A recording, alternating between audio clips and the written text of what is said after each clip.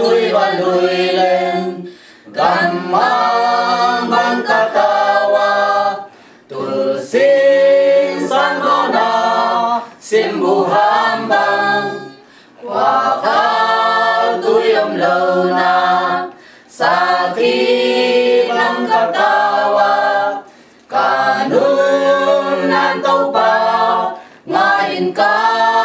tau denen nang to lowin nun na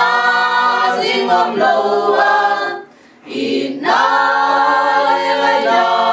nang kia nga te ông này sa kin mơ tau pa mo na guam sung atia sa khi thang ho bang in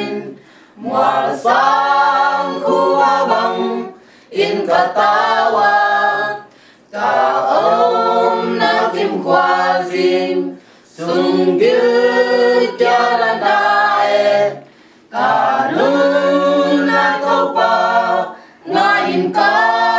tau denen nang ta lâu in nun na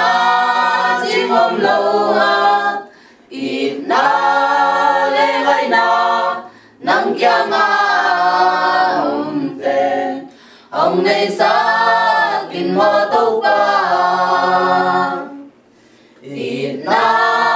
quy tâm pal bon và sa ban đi khol lại nun noan xin vun tôi lia để tan to ít na những tuổi ca đòn lại đi thế khang ngài cả nun na câu pa ngài ca tao đến lên nắng ta lâu in nun na xin hôm lâu à ít na lê hay na nắng kia nga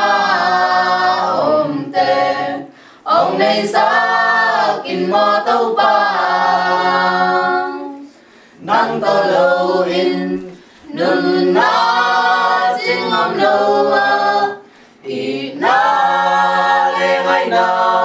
nang kia nga